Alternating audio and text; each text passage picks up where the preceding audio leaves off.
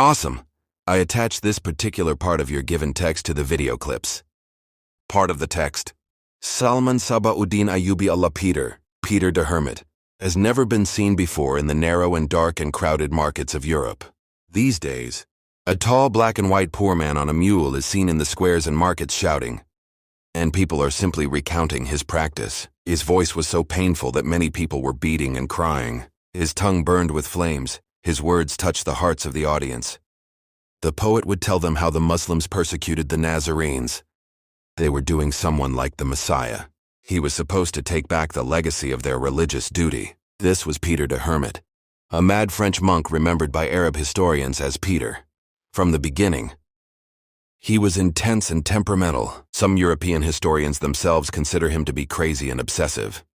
History has it that you have reached 2 to 4 generations of martyrs and unworthy collective losses. Peter the Hermit visited the Holy See with a group of monks in 484-1092. Rashidun Caliphate. The Kaiser was defeated, and Nasranism was pushed across the Mediterranean. Since then, the demand for the position of Palestine was raised. The highest status of the Nasranis was obtained from their self-proclaimed apostate Saya of Jerusalem. The Nasranis faced no harm among the Muslims. Their churches were safe, as well as their lives and property. Christian individuals, skilled in any art, were also given honored positions among the Muslim nobles. In the reign of Harun al-Rashid, the Christian kings, regarding the Christian pilgrims who came with them to Jerusalem in Syria, made agreements through which they also kept imposing the first restrictions upon Muslims in Islam. The Holy Land was never closed to European tourists and pilgrims, and despite all the facilities granted to the state by order of the Nasranis, they burned their own religious center after seeing what the Muslims had done. At the same time, when they saw the wealth and prosperity of the Muslims, they were filled with deep envy. Returning to their homelands, they carried the desire to somehow seize the wealth and resources of that land.